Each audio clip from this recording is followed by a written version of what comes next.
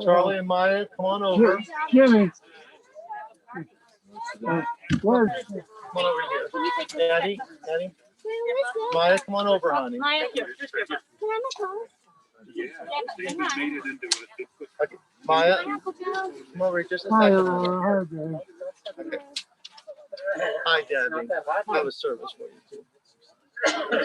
So, guys, real quick, we're about to do Kriya, and you have a special ribbon right on you, right? And notice the Daddy has it right over the heart. You know, when we yes, when we lose a loved one, we sometimes we can find the words. You guys wrote beautiful poems. And you wrote some words, but even still, those words don't fully match what you have in your heart. And so in Jewish tradition, we say sometimes we'll just tear something because that's how we feel. We feel sometimes torn up inside. And so this little ribbon represents all the feelings that we have that we can't always express in words. So you see the little cut at the very bottom of it? So put your fingers on either side of the cut. We're going to tear it up. So you can just put your paper right here for a second. Yeah, perfect, good. Put your fingers on either side and say with me. Say, Baruch atah Adonai, Eloheinu melech haolam, Dayan ha'emet. It says, praise are you, Adonai our God, creator of the universe, who is a judge of truth. And just tear it just a little bit, just an inch. Oh, you're doing great. That's it. That's it. It's a strange blessing to say. This is the judge of truth. And we don't want to thank God for the loss of our loved ones, but we think of those things that are really true.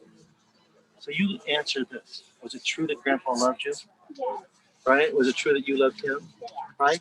And so when we say God is the judge of truth, we say there's certain things. We don't live forever. That's truth. Right? We were born, but we don't live forever. But there's other truths, and that's love. And the goodness that we have. And the truth is that you will have Grandpa's love forever and ever and ever. Okay? And that's why we tear this only a little bit. There's a passage I'm about to say in the prayer service just in a second. It says there's a time for tearing, there's a time for sowing. Right now we're tearing and we're tearing. We're crying and tearing because we're sad. But there's a time for sowing too. Because for the rest of our lives, we'll always remember that Grandpa maybe loved you with all of his heart, didn't he? And you loved him too. And he made you laugh. Did he give you candy? That's exactly. I know. He knew how to get to you, right? Yeah, she put that in her poem. That's I right. love the caramel. Yeah, you did. I love the caramel. Oh, I can't wait to hear it. Okay, you're going to share them. So that's why we have this little prayer. Okay? Thank you. And you can wear that as long as you want. Thank you, Rabbi. So we're ready to go. Where I'm sitting, so can you pick up Uncle Joe's? Ladies and gentlemen, we are upon service time. If I can remind everyone, please turn off your cell phones for the service. Oh, where am I sitting?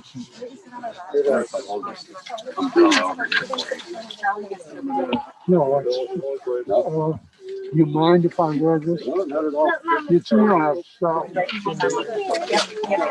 I appreciate it. You want my copies of the service, by the way? I'll wear this. You can wear my people.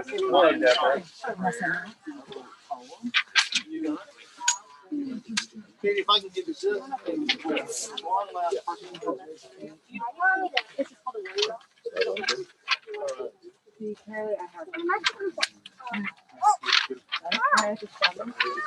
On the ground.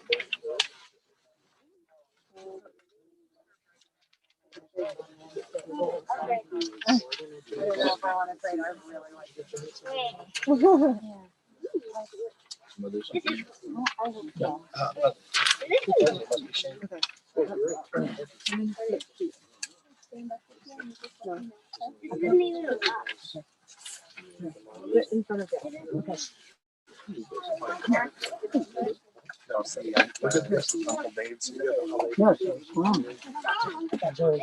Sitting in the back. So everybody, let's go ahead and settle down right now. You may not be able to see him, but I think he can hear you. Cantor Joel Lichterman, who's in Baltimore, of course, a very, very close friend of David.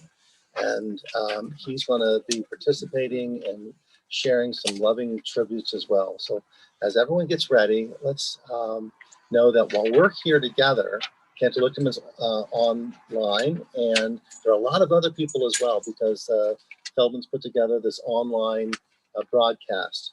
And so in just a second, and he'll start with the singing of Shiviti. Cantor, whenever you're ready.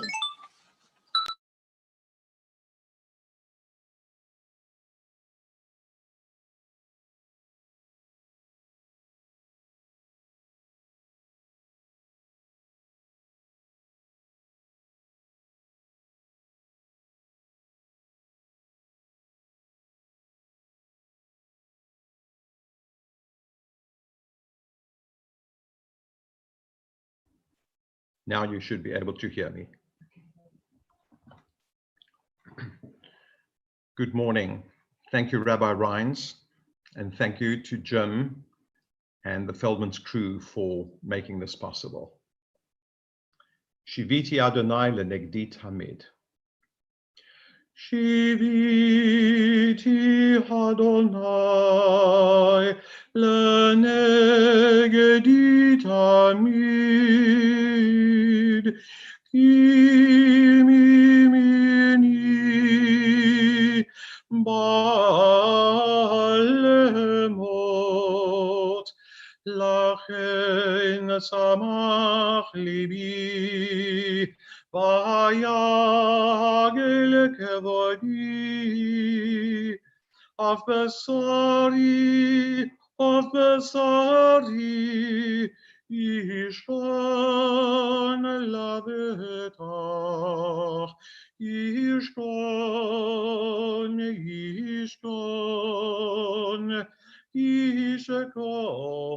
lavetach.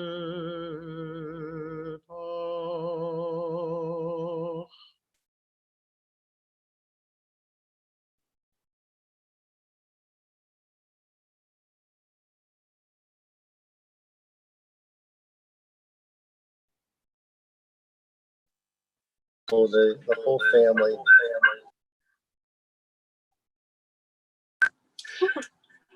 That we hope that the prayers that we'll say, the sentiments that are expressed will prove to be worthy. I know that I'm honored to not only be a part of this tribute for David, along with Cantor Lichterman, but also Rabbi Yaakov Chaitovsky. And as I'll mention later on in my remarks, the family has a long-standing connection with BMH, way back to the very beginning years of it. What the Cantor just sang was a part from Psalm 16. It says, I have set the eternal always before me. God is at my side. I shall not be moved. Therefore does my heart exalt and my soul rejoices. My being is secure. For you will not abandon me to death, nor let your faithful one see destruction. You show me the path of life. Your presence brings fullness of joy. Enduring happiness is your gift. Now, enduring happiness, that seems so incongruous with what we're here for, to say goodbye to a good neshama, a good soul, a good man who loved his family and loved his friends and loved his community. But enduring happiness is also that fact that when we come to the end of our journey, if we can look and see that the children that we have and the children's children and our friends and the people that we loved, that they're going to be strong and good. And each of you are a part of that. You gave David that sense of accomplishment, that sense of completeness of his journey. And that's that happiness he could let go, and realizing that the people he loved most in this world are going to continue on with the values and the goodness that he treasured. We will remember that love and that goodness at each stage of our journey. And tonight we begin the festival of Sukkot, and there'll be Thanksgivings coming along and celebrations that the family will have. And I know that each one of them, you'll stop, you'll think, well, I know the kids will. They'll think, I wonder what kind of candy Grandpa Davy would have brought to us at this time. And the nieces and nephews and the grandnieces and nephews would have thought the same thing.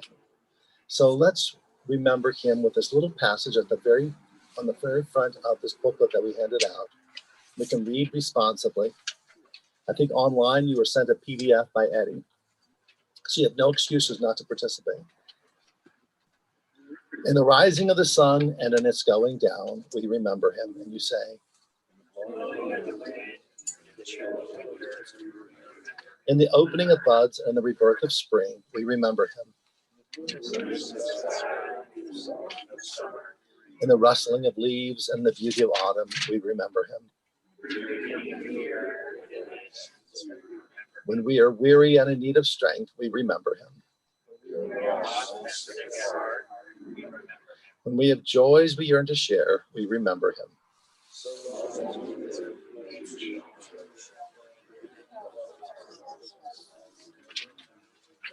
If you turn the page, you find the words to the 23rd Psalm in Cantor Lichterman. I want to chant those for us right now.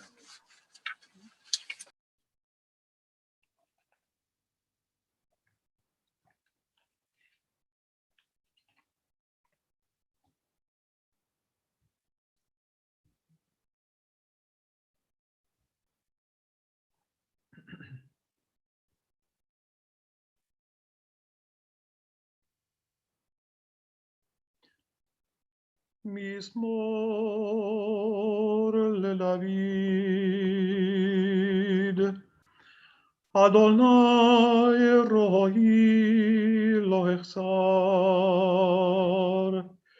binot sheyar b'tzeheni, al mei menochot yenahaleni, al mei menochot yenahaleni. Nafshi, nafshi, yeshoved, yancheni v'magali tzedek, yancheni v'magali tzedek, leman shemo. Kam ki elech begeit hamavet, lo yirara, ki ata imari, shivtecha, umishantecha, ema yenachamuni. Taroch lefanai shulchan, neged tzorerai, tishon v'shemen roshi, kosi revaya. Achtov v'chesed yirdefuni kol yemei chayai, v'shaveti b'met Adonai, v'shaveti b'met Adonai, leorech, leorech, leorech yamin.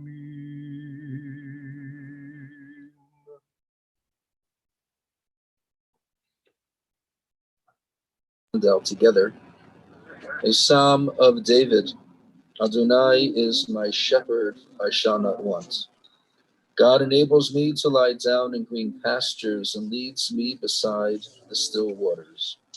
God restores my soul and guides me in paths of righteousness for the sake of the divine. Yea, though I walk through the valley of the shadow of death, I will fear no evil, for you are with me. Your rod and your staff comfort me. You have set a table before me in the presence of my enemies. You have anointed my head with oil, my cup runneth over. Surely goodness and mercy shall follow me all the days of my life, and I shall dwell in the house of Adonai forever. Our God and God of our ancestors, our rock and our redeemer. 1,000 years in your sight are as a passing day, an hour of night. Our generations come and go. You endure forever. We are always in your hand, O Lord, in death as in life, trusting in your love and in your judgments. O Lord in heaven, strengthen those who mourn the loss of David Pells.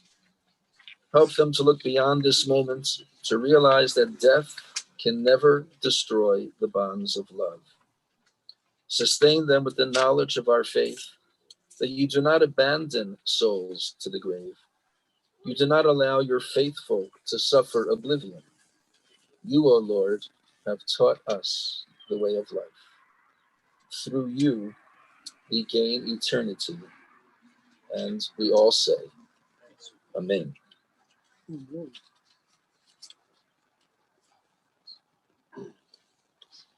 Thank you, Rabbi Chatovsky. I just wanted to share one last passage, and I mentioned this to you guys when we did the Kriya, or the ritual tearing of that mourner's ribbon.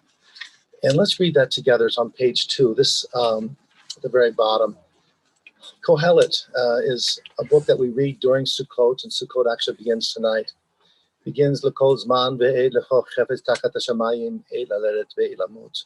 We say together, a season is set for everything, a time for every experience under heaven, a time for being born and a time for dying, a time for planting and a time for uprooting the planted, a time for slaying and a time for healing, a time for tearing down and a time for building up, a time for weeping, a time for laughing, a time for grieving and a time for dancing, a time for throwing stones and a time for gathering stones together. We can see those stones that are on the headstones of all of the gravesites, and I know that some of you brought stones as well to place. There's a time for embracing, a time for refraining from embracing, a time for seeking, a time for losing, a time for keeping, and a time for letting go, a time for tearing, as in the Kriya that we just tore, a time for sowing, a time for silence, because we can find no words worthy of the feelings that we have, and a time for speaking, because we're not going to say goodbye to a person that we loved and that loved us without sharing words of tribute. As I mentioned earlier, tonight we begin the festival of Sukkot, the festival of booths, the biblical harvest festival, a time of thanksgiving and reflection. It's a time for taking up the lulav and the etrog. We hold together a date palm branch along with twigs of myrtle and willow and a citron, symbolizing the gathering of friends and family. And with friends, family, we sit in temporary booths, Sukkot, along with the spiritual legacy of our ancestors. This 8-day festival emphasizes everything that was central to Davy Pells' life: family, friends, and enjoying the sweet blessings of life. Davy was born and raised here in Denver on the east side, the youngest son of Harry and Jenny. His brother Joe is older by 9.5 years, and his sister Betty Lee, lovingly known as Booz, Zichronah Livracha, is actually buried right here. They grew up in the old BMH synagogue, which makes the participation of Cantor Lichterman and Rabbi Yaakov Chaikovsky so very meaningful to the family. In fact, Davy was on, I know that the Cantor's going to share this later on, was on the board of BMH, and I think he was on the search committee bringing the Cantor in. Davy and Joe and Buzz's grandfather, Sam Francis, was one of the early members of BMH. So I want to recognize Buzz's husband, Dave, who's also here. Joe remembers Davy's long, curly blonde hair that wasn't cut until he turned 3 years old at the traditional Upsherin ceremony. He also remembers taking Davy to the local store for ice cream, Joe pedaling a bike and Davy balancing on the handlebars. Well, mostly balancing, until the time he ran into a bump that threw Davy off and broke his collarbone. Harry and Jenny were not amused, but Davy had a story with which to taunt his older brother forever. Once the family moved from Colfax to Ivanhoe Street, the Pells' home became home base for all the neighborhood kids. Not only was the family warm and generous, Davy was just that kid who had tons of friends. And he kept those friends throughout his life. Jordy Ginsburg, Wes Stark, Stu Heller, Harriet Levy, just to name a few. But of course, we have to mention the Molk kids as well, Laser and Kevin and Alan. And Davy's blessed gift for making and keeping friends wasn't just a childhood gift. Rather, throughout his life, he made and kept friends. Some 36 years ago, a group of them decided to meet for lunch every Monday at a different place to have lunch. At first was Davy and Arnold Siegel. That's Larry's brother. No, Jay's around here someplace. And Mort Leeser. And it grew to a dozen, including Joe. And of course, since golf was Davy's favorite activity outside of just hanging out with family, we have to mention Mike Ligoris and John Bellows and the gang at Inverness. While time has taken Davy and so many of his buddies, they need to be credited for setting the foundation of a supportive, active, and caring community. While friends were so important to Davy, his life and his love was for his family. David and Maggie Gelt fell in love and were blessed with Eddie in 1969. Though their marriage didn't last, they remained close to each other. And Davy had his home nearby so that Eddie always had his father with him. I first met Davy when Eddie and his beloved Laura were blessed with twins, Charlie and Maya, and they're going to share something in a little bit, along with Eddie and some others. Suffice it to say that Davy, when he saw those babies, was absolutely over the moon in love with his adorable grandchildren. I have to give a shout out to Dr. John and Debbie too. There were a lot of loving grandparents there. We did. We had Maggie and Phil. Those babies were loved from the moment.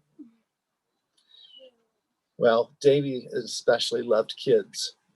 He was the fun uncle who played with the kids instead of talking at them. He absolutely adored Mark and his Allison. And Allison was very special to him throughout his journey. Andy and Penny Pells and Steve and Sherry Hahn. And he was that same fun uncle to their children, his grandnieces and nephews. There's Ari and Asher and Aaron and Zach, Tuvi, Claire and Levi. Emily and Ben Pells and Ben Hahn, Jonathan Daniels, JD, Sam and Max, Jenny and Jeremy and Ted. Now, did I miss anybody? I got a whole bunch in there. For nearly 40 years, Davy was a real estate property manager with Pomerantz Realty.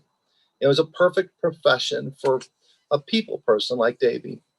It also gave him flexibility to be available and present for his family and friends. With Davy's passing, let us consider him in his great sukkah, in that great sukkah of Hashem, gathering with beloved family and friends, telling stories of the old days and kvelling about their wonderful kids, their kinder and their kinder's kinder. It's time for us too to tell stories and to honor the life of a loving and caring mensch, Davy Pells. I'm going to share just one last little sentiment. Was written by Chaim Stern, the rabbi who brought me out of rabbinic school 32 years ago. And he wrote this about loss that I think is just a perfect expression. He wrote, "It's a fearful thing to love, but death can touch. A fearful thing to love, hope, dream, to be, and oh, to lose.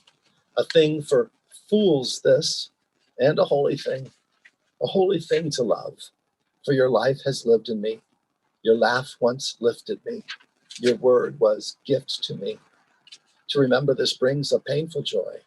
'Tis a human thing, love, a holy thing to love, what death has touched." Eddie, would you like to share?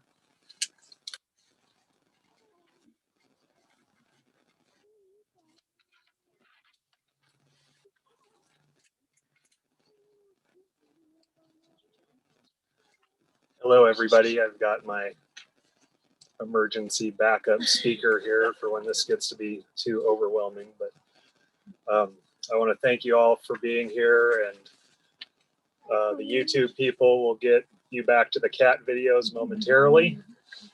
Thanks for coming and joining us, and Dad, I'm about to say some really nice stuff here, so I hope you are paying attention. We're going to talk a little bit today about what I would like to call the Dave Pells experience. And you're going to need to buckle in. God knows I did. One of the sort of formative moments in my childhood was big trip to Elitch's. We were pumped. We waited in the line.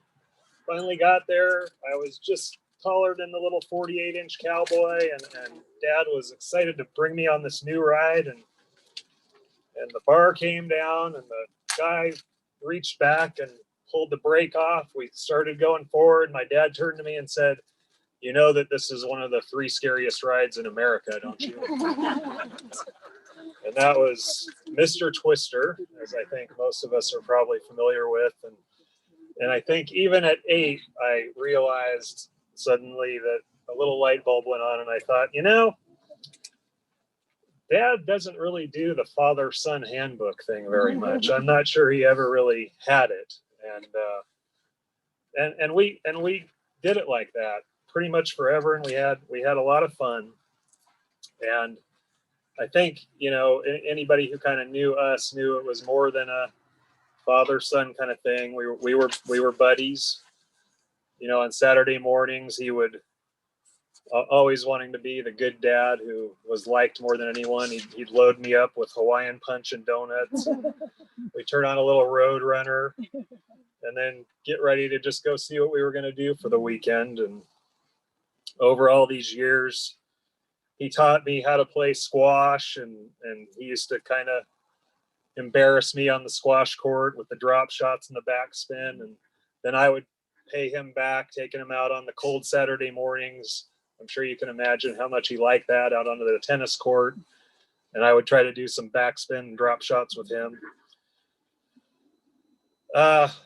Much to the chagrin of my mom and pretty much everybody, he used to, drag me into the schwitz at the JCC back in the day. And the doctors, by the way, said I can stop the antibiotics next January, but the therapy will continue, though. We would spend Saturday mornings, and he'd sit there for minutes and wrestling with my necktie, trying to get it ready so that we could get to synagogue. And just as an FYI, I think most of you were there. My dad actually wore shorts to our wedding reception, so I figured it was okay not to do a tie today, Dad. We would show up to shul fashionably late, usually around 10:30, 11 for a 9 o'clock tip. And then Yogi, this, he would fall asleep, and I'd elbow him. And when the herring came out in the back for the kiddush, he was back up and at him, ready to go. We did our breakfast at the Bagel, and Jordy knows all about that, and lunch sometimes at Bono's. And I don't know if you guys remember Barrels back in Southeast Denver, but we used to do dinner there and over at Foster's Barbecue and things like that. Tons of ball games, Denver Bears games back in the day. And he used to take me up, freezing my butt off at CU games before I even knew what football was. But I remember them passing around the flask and being very excited about that. And I never really understood why. And lots of Nuggets games, and he always, arrived late and left fashionably early. He was at the little Dave Pells trivia at the highest scoring game in NBA history. The Pistons 186 and Nuggets 184, but he left early, and we argue about that, but I have some video evidence that I can share with anybody. We went to a lot of movies. He took me to Buckingham Square to see the not particularly child-friendly film starring George Hamilton and Gloria Swanson, Airport 75. I was only 7. We took a lot of road trips together. He took me to LA, and I don't know how many dads would take their kid their 12-year-old to the doorstep of Disneyland and then do a tour of the Queen Mary ship, but that was sort of Dave Pells. We played a lot of gin rummy. He taught me progression wagering and blackjack. He taught me craps. The 11th commandment, by the way, Rabbi, is thou shall always take the backline odds, as you know. A lot of golf, and we could spend an awful lot of time talking about that, but I'll try to condense it. He used to take me out as a kid to Inverness to caddy and walk the course with him, and then when I grew up, he would take me out to Inverness to take money from me. He always wanted a lot of strokes from Laser and Joe and Donnie and Velos and anyone who would give him, and it was never enough. And I know that doesn't come as a surprise to you. And sometimes I wonder, are you still trying to get more strokes? What's going on? And the backdrop of all of it, as the rabbi discussed, it was friends and family and fun, and it didn't really matter, what the occasion was or what we were doing. He just wanted to be part of good things. And before we get into the crying part of this, I just also wanted to offer a little public service announcement about what I would say the very particular brand of Dave Pells humor. And we probably should have given this public service announcement many years ago, so you would have been ready for it, but better late than never. I'm sure everybody had a taste of it. I think caustic, biting, tart, a tad circular in the conversation. Uncle Joe is quoted, and I don't know if this is true, as saying that if you ask Davey a question, he'll build you a bridge. But it was worth it. And I think I gathered a lot of it. I often ask my wife how she does, knowing that she's only the second funniest person in our house. And I credit it all, and I'm sorry about that. But, it was part of being immersed in what I called the Dave Pells School of Warmth. And of course, it wouldn't be me without saying that he had a lot of memory loss at the end, and it was very unfortunate, but it did give me the chance to repurpose a lot of his own material, and he never even knew it was his. So. And I know some of you would like to hear a little bit of the, get some sampling, but then I sat down and I was writing this, and I thought, well, pretty much the subject matter was, it was like colonoscopies, eating trafe, restaurants that were too expensive, weddings he showed up late to, and distant relatives he didn't like very much. And so we can get together later and I'll give you some of the verbatim stuff, but it was a hoot, and I think everybody here got a little flavor of it. Okay, so that was the fun part. And now let's get to some serious stuff. I really need to express my love to my Uncle Joe and Dave back there. I don't know how you guys put up with his terrible bridge play for all these years, but you did. And I know you loved every minute of it.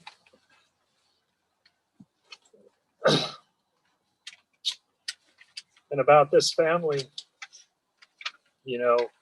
not perfect. Not everybody got along every day. I think we're like most families. I like to say we could put the fun in dysfunctional.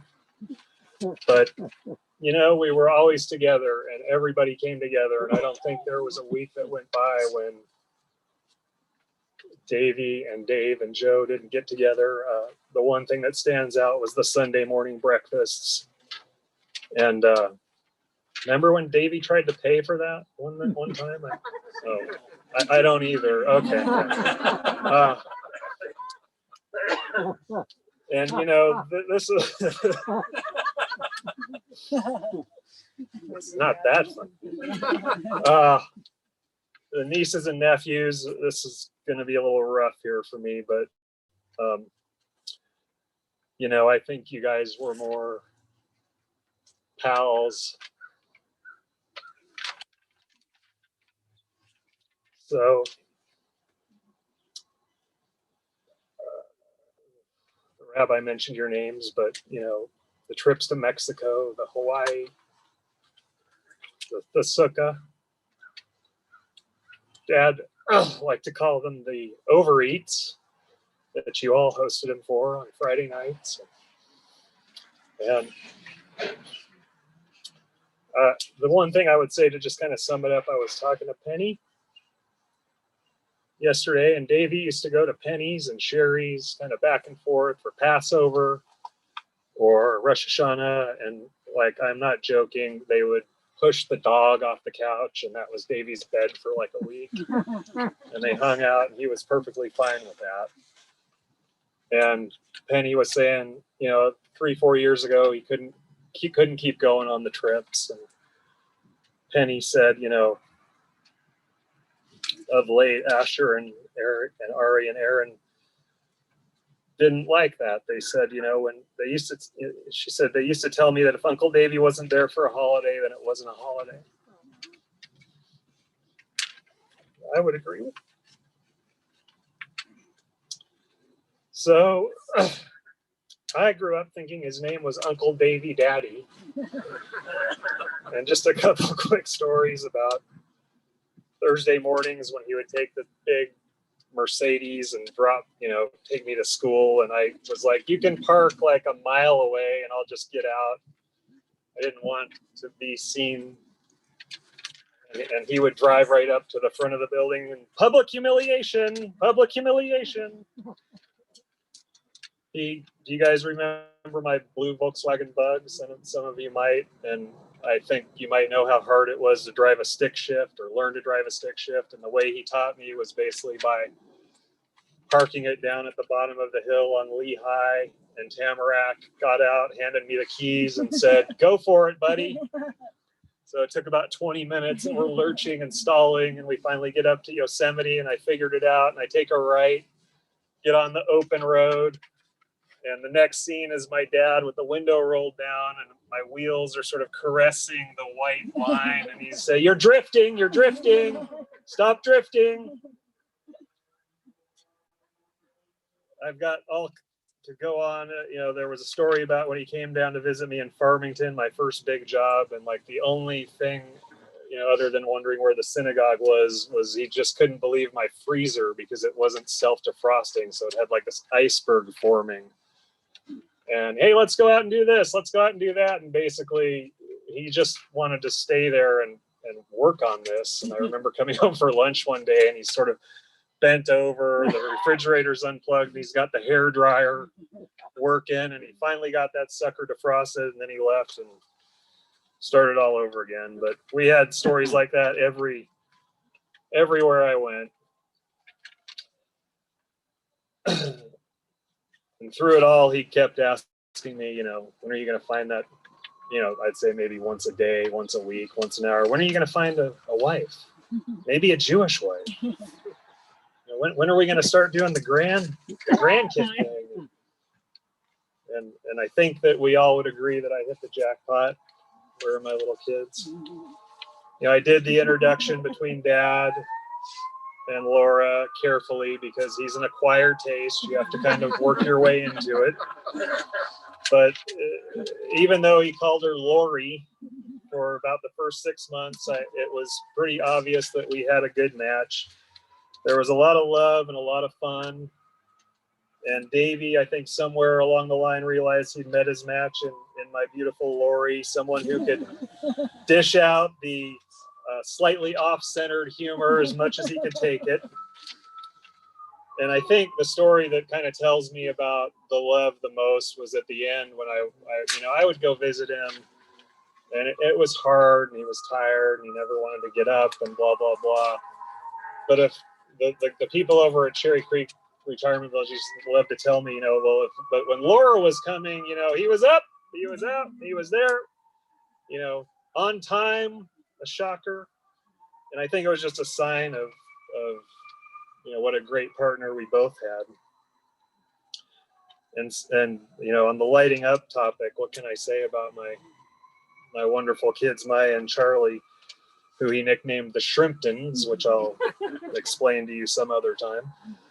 But all of the details, diapers, preschool, Maya's stories, Charlie's baseball, Davy shared them with everybody. You know, when he would be out in the lobby holding court, I would go over and visit with his friends, and they would tell me things about my grandkids, and I was like, oh, I didn't even know that. I didn't know Davy knew that. But I guess he was really paying attention, and his goal when he had the grandkids was, you know, I'm going to get my crap together because I want to be around and I want to see a lot of things. And he got to see you grow up, kids. And I think that was the highlight of his life. And even just getting to see you the other day, you know, Maya read the story, and what a mitzvah that was. And one of the things that I'm going to teach you is something that Grandpa Davy taught me. You know, a lot of the talks that we would have when I was 9, 10, 11 years old, and things weren't going good, and I was having trouble getting to sleep, and he would just lay there and lay in bed and just kind of rub my back. And it was in the Dave Pells way, not a lecture, but just talked about the way the world worked in his eyes. And I think the message was, you know, it wasn't so much about being book smart and getting the straight A's, but it was about being street smart and learning how to get along with people and find people who you like and who you get and who like you and get you. Spend your time with those kind of people. That's what he was all about.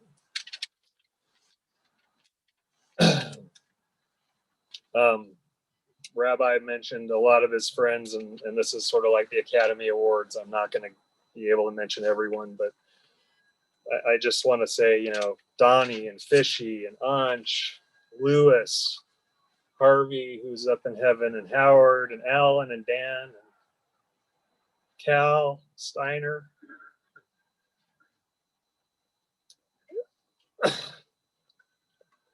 Johnny and Zach. And Elise, I know you're out there. He says thanks and that you owe him $11. Okay, so we'll just talk afterwards.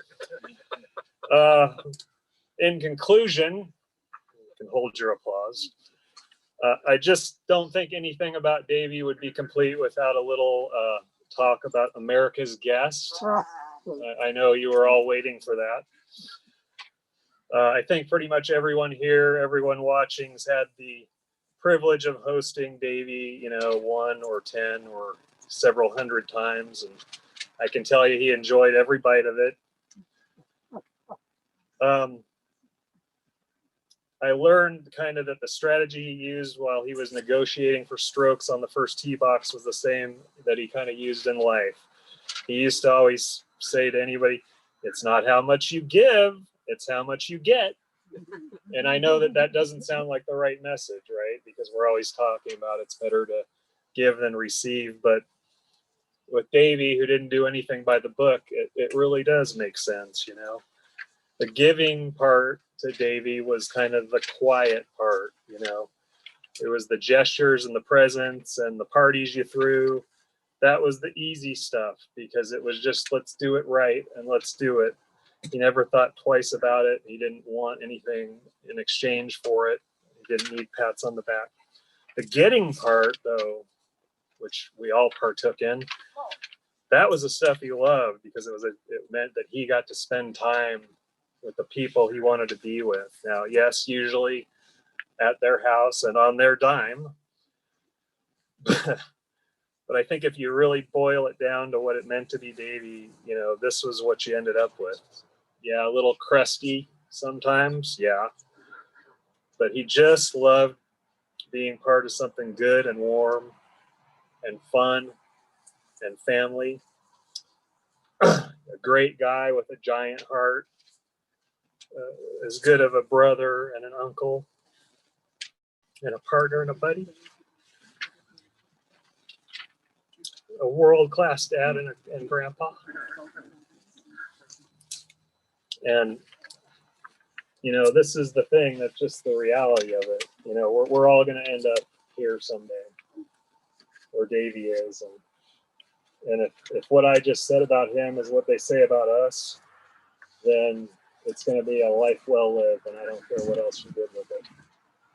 And so that is the story. And so Uncle Baby Daddy, thanks, buddy. Thank you guys for being here today. Thank you. Let's just take here for a second, okay?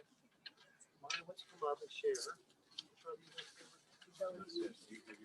They're going to share the poem that they wrote. Beautiful.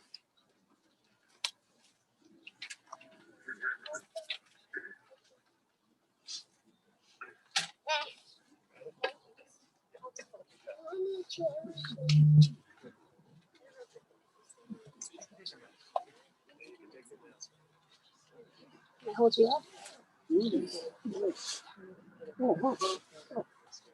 Yeah, that's what it says. Hold on.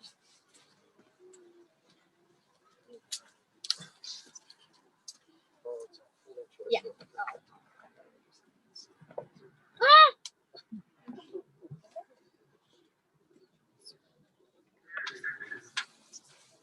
Okay, this is a little poem I want to share just to make sure. It's called The Circle of Life. Let's get started. We live the longest life through crazy times. Everyone fades, but everyone lives. Through these days, it is enough.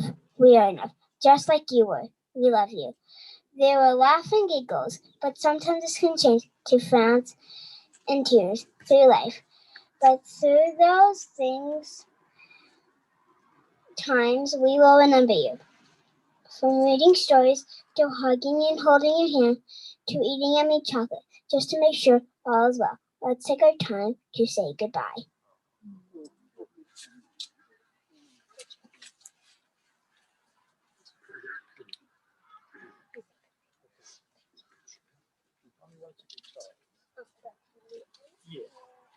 Okay. This is Charlie's. It's called We'll Love You Forever. I may die, but I'll always touch the ground. I may live with lots of joy and love. We love you very much. From eating chocolates and hugging with joy, we will love you forever. Thank you guys. Patty, that was precious. Thank you.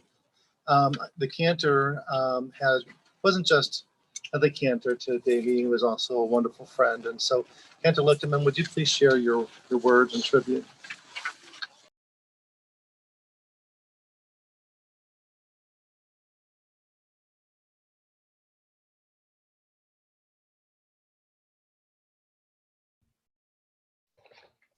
Thank you, Rabbi.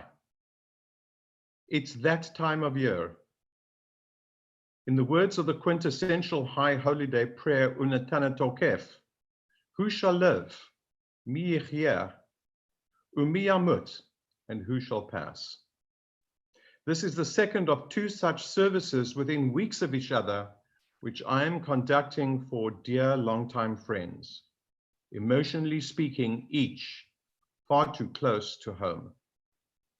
David met me before I met him. He was one among a formidable group of high-profile congregants constituting the 1993-94 BMH Cantor Search Committee, tasked with the selection of their new Chazan. David had familiarized himself with my resume and its accompanying recordings ahead of my first in-person Denver interview. True to form, he asked me a direct, and let us say, controversial question. After a guarded response, I made a, quote, mental note to self. Need to watch that David Pells in future. When we settled in Denver the following year, David introduced my family to Joe, Buzi Zichrona Livracha, and the extended families. And from then on, we celebrated all life cycles together. David constantly shared his love for Eddie, Laura, the twins, his siblings, his in-laws, nieces and nephews with us. Family was everything to him. I quote our sons, Justin and Asher. As new immigrants, one is conscious of the differences between you and the community. David made us feel proud of those differences. Many people made you feel welcomed. A few made you feel loved. That was David. Many people befriend you. A few embrace you as family. That was David. He became the crazy uncle of our own in the United States. He enjoyed his synagogue, especially Shabbat Shirah, the choral renditions, and particularly Purim. By example, in support of the Women's League, David bought all the remaining Hametashen following the Purim carnival, often in the hundreds, and donated them as he saw fit. Of course, he renegotiated a very special wholesale price, but it was all part of an enjoyable ritual and part of his quiet, unfeited generosity of spirit. In the weeks following a serious health issue over 20 years ago, David doubted whether he would resume driving and asked me to sell his car. He could rarely be dissuaded from a course of action once he set his mind on it. However, I prevailed on him to exercise patience, a quality for which he was not well known. He agreed, conditional to our son Justin using the car while at college in Boulder. In exchange, and when available, Justin would drive Dave to appointments or assist in running errands, a responsibility that Justin enjoyed as he got to spend special time with his friend, David. A year later, Dave was back behind the wheel and promptly traded his aging satin sedan for a top-of-the-line Cadillac Seville, followed by yet another. Dave had regained his customary independent and sometimes contrary form. If Joe Pells could chant the Haftarah for Chaya Sarah, David, true to character, resolved to match his brother. With me as his coach, he chanted a selection of 4 Haftarot, mastering the language and, virtually most of the trop.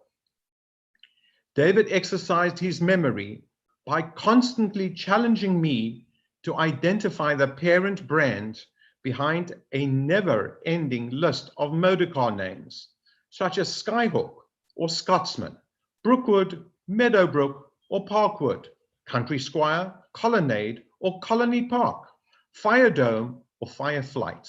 He knew them all.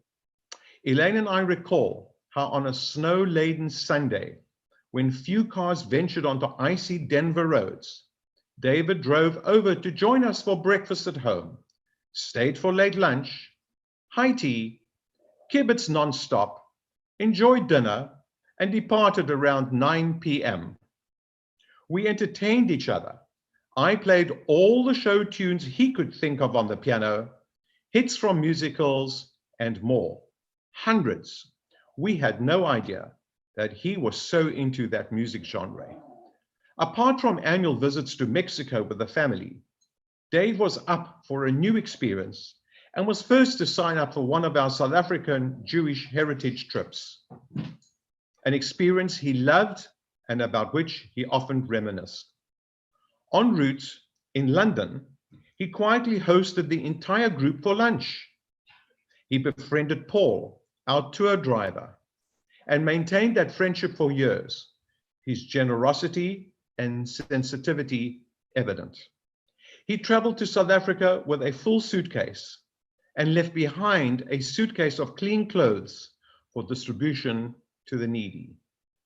At times, David kept the entire travel group in stitches as he unleashed his sometimes cynical but hilarious sense of humor upon unsuspecting individuals. No one was spared. Dave certainly danced to his own tune. They say that children are the best judges of character. Our sons Justin and Asher and grandchildren adopted Dave as family. Dalia, our youngest and shy grandchild, on meeting David at our Pesach Seder, which he regularly attended, ran directly to chat with him, charmed him, or rather, he charmed her.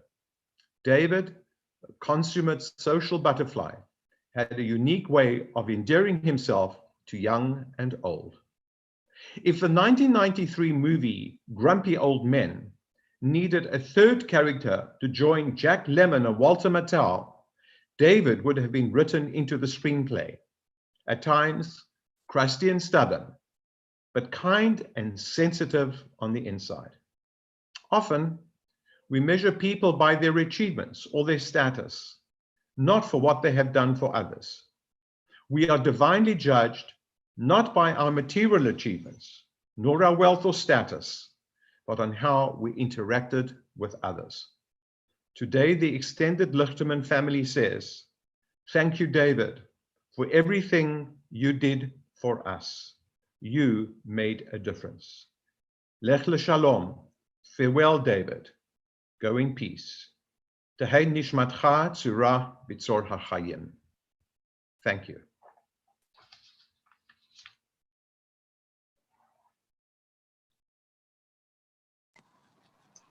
There was one other way that, at least I, as a clergyman, as one of his rabbis, many years ago, and as of 6 years ago when I came back to BMH, DJ, one other way we were judged. It was by his watch. He would sit in shul, and I don't know if he was listening to the sermon, but he would look at his watch and after services tell me exactly how long it was that I spoke and how long it was that he wished I had spoken.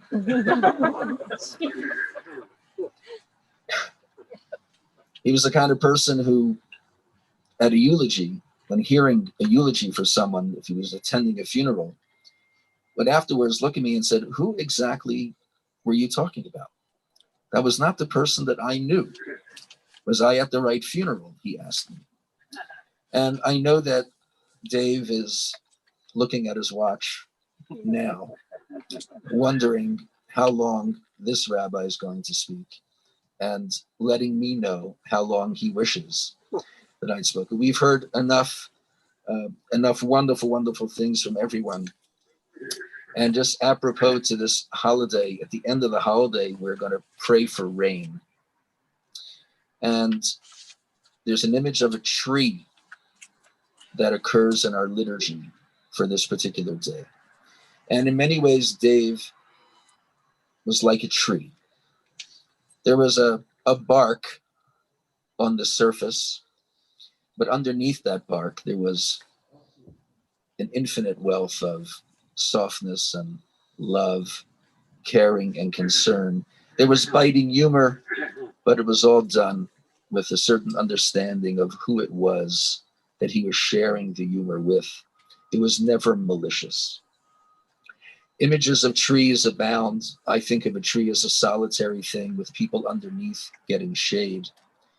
Members of David's family, his long-standing friends, we all derived shade from David. Trees can grow wild and they need to be cultivated. And I'm not sure that the idea of cultivating David was something that anyone was really up to, but he certainly influenced so many people. There's no doubt that Dave Pells lived in this world. There is no doubt that we're going to miss the fact that he is no longer with us. I feel as if I've lost not only a congregant, but a cherished friend. We hadn't spoken in quite some time. When I got the call from Joe and he said, "I hope you can be there," I said, "Of course I'm going to be there." I'm glad that I was, and I thank all of you for sharing this time, and to thank the family for sharing their beautiful impressions of this wonderful soul. May it ever rest in peace, and to that we should all say, Amen. We're going to lower the casket, and there's going to be earth, of course, from Denver that we're going to place and to make sure that Davy's remains are covered and protected. But Feldman's has provided also some earth from Jerusalem. This from Mount Olives, overseeing the Temple Mount. And so Eddie and Joe, I'm just going to put some in your hand. You can give it back, so unless you feel comfortable. But we have some that everyone will be able to participate. If you are able, please rise.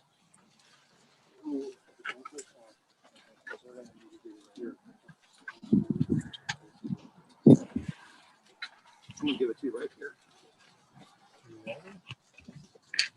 Eddie. This is from Jerusalem. Yeah. You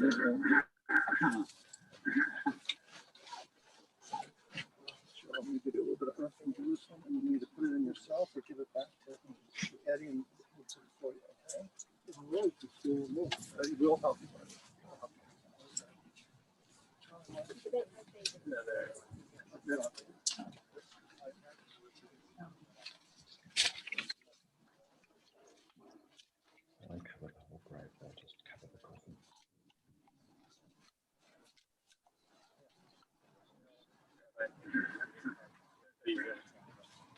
Okay, whenever you're ready. Please help Joe.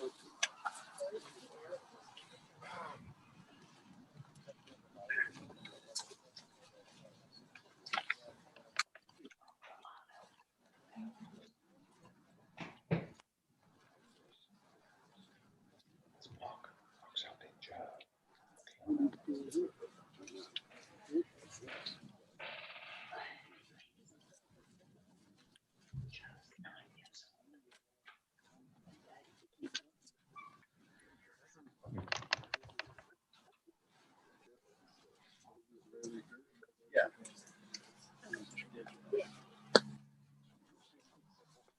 David, say what? I know it's hard for you, but I'm going to go ahead and sit down, Dad.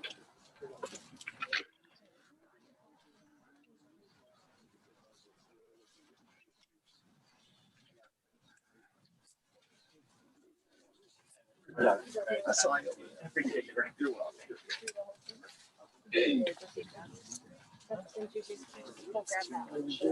Yeah, I don't need it.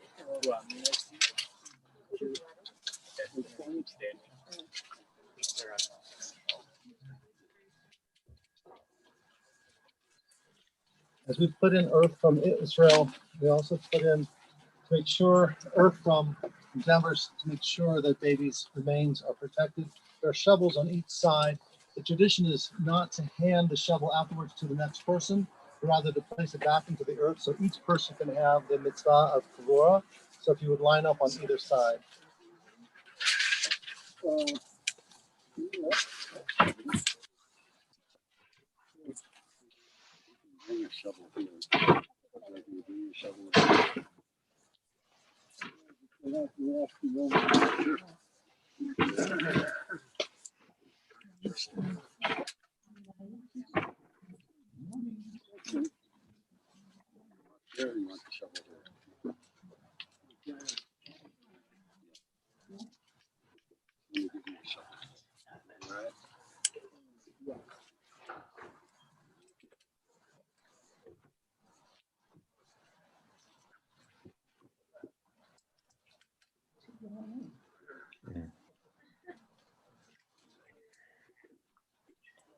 More.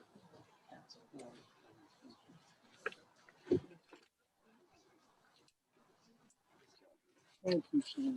You're good. My brother's a good man.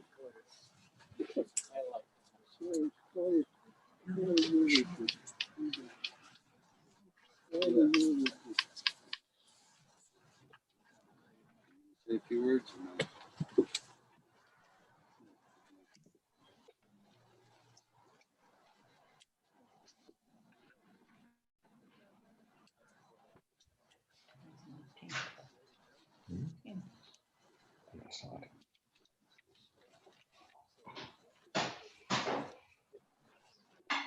Eddie spoke forever, totally unstructured.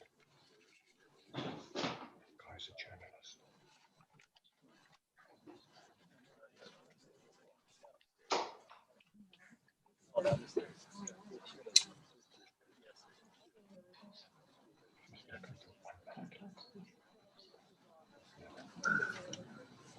Adonai Natan, Adonai Lekach, Yehishim, Adonai Mevarach.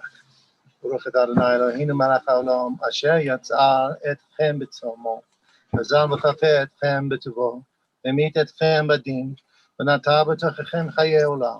ברוך אתה אדוני דיין האמת. We praise you, Adonai, our God, ruler of the universe. You've formed us in divine image. You've nourished and sustained us in goodness. You've caused us to be but mortal, and yet you have implanted immortal life within us. We praise you, O God, Judge of truth. Atagi bole elam Adonai Rab Lahoshia. Mechakeh achayim mechesed mechayeh mitim berachamim rabim. Somech nofrim v'rofeh cholim matir asurim. Kayem emunato l'shnei afar. Michamocha ba'al geborot u'midom elach. Melech memit u'mchayim atmech Yeshua. Baruch atah Adonai noter b'tochen chayei olam. Eternal is your might, O God, and all life is your gift. Great is your power to save. With love you sustain the living, and with great compassion you give life to all. You send help to the falling and healing to the sick. You bring freedom to the captive and keep faith with those who now sleep in the dust. We praise you, O God, who implants eternal life within us.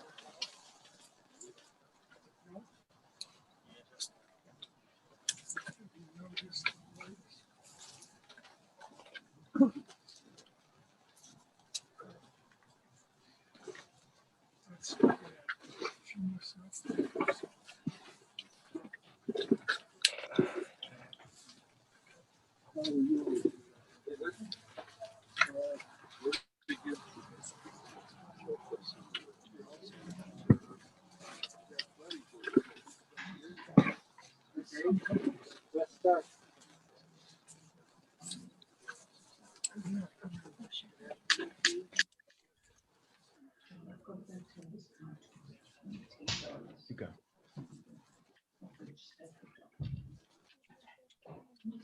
Just go and tell him to carry on. Just tell him to carry on.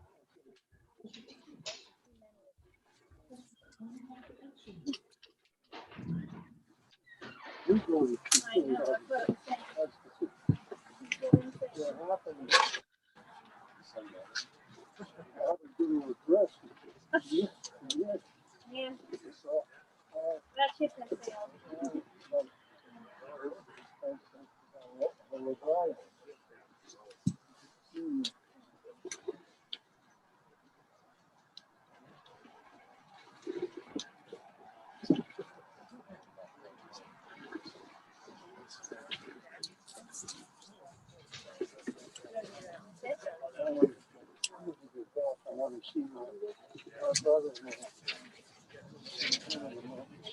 Just this a little. Joe, Yeah, just. you all right? Where are you off to? We're not done yet. No, I want to go. Okay.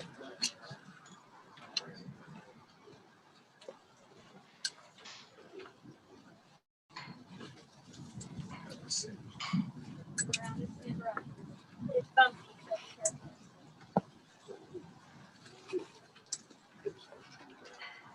But a moment, the cantor is going to chant El Malay Rachamim and then the mourner's Kaddish, which I'll recite. You have that in your booklet as well. You have just a few more moments for the Kavor to be completed.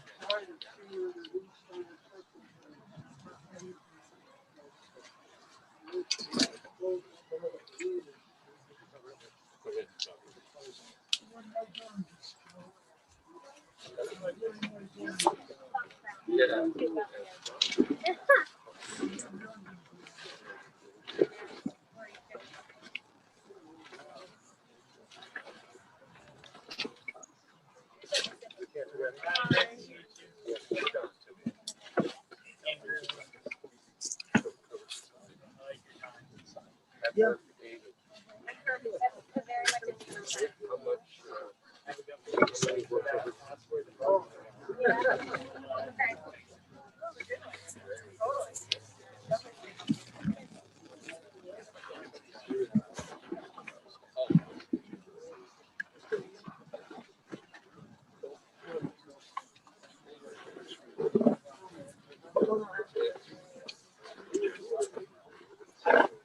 You break at them? You'd like sure. Got that heart racing. Take it.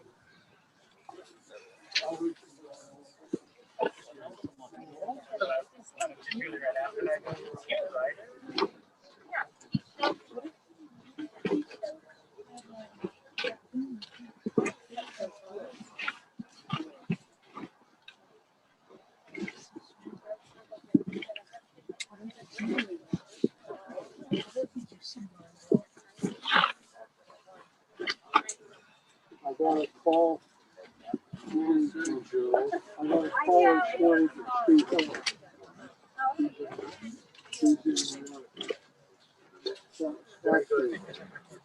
As the can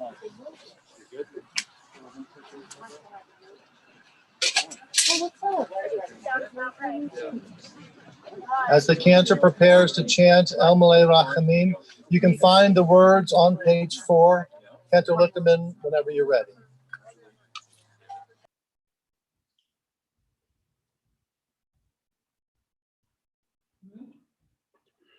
El Malay Rachamim, Shochein B'Maronim, Hametzem Nachana, Tachad Kanefe HaShechina, B'Malot Kedoshim Mudharim, Kezohar Harakia, Mazehirim, Et Nishamat, David Eliezer, Ben Tzvi Hersh Halevi, Shalach Le'olamo. Began Eden Temenuchata Lachen Abal Harachamim Yastirehu Beseter Kenafecha Le'olamim B'Yitzhar Chaim Nishmata Adonai hu nachalato, v'yanuach b'shalom al mishkavo, v'nomar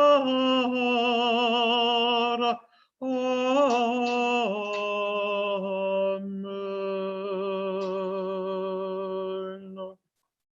And full of compassion, we pray that you will grant perfect peace and eternal comfort in your presence to the soul of David Pells.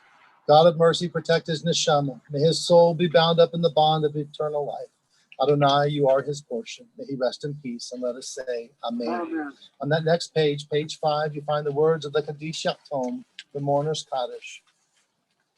We say these words in honor of his memory as we say, Yit Gadal, v'yit Kadal Shemei Rabbah, be'alma devarach roteh, v'yamlich malchuteh, v'chayechon, v'yomeyachon, v'chayedecho be'Yisrael, ba'gala v'zman kari v'imru, Amen.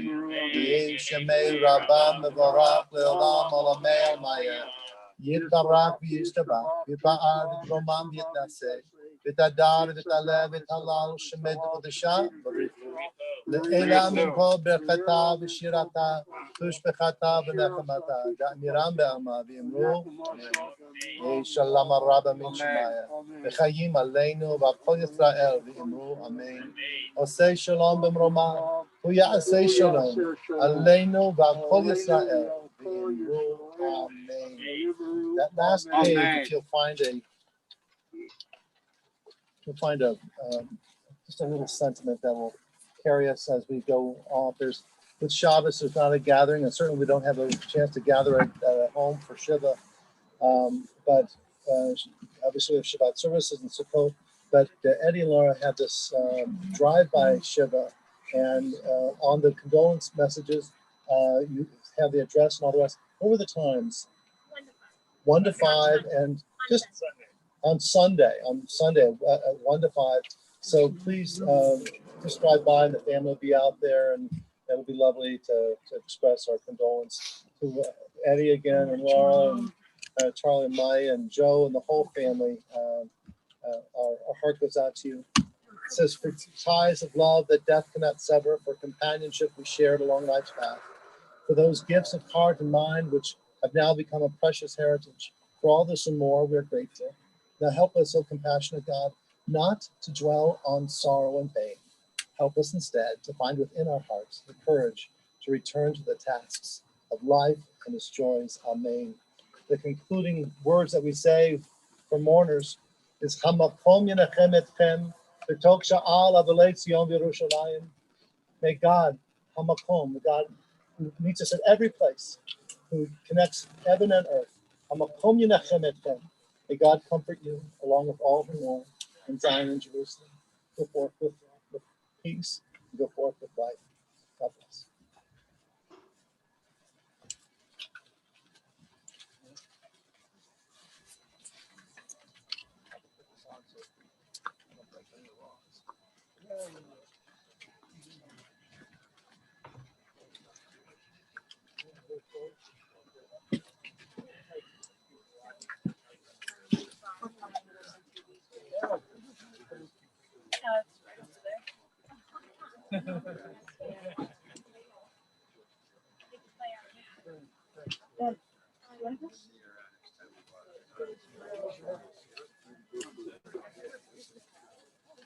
Perfect.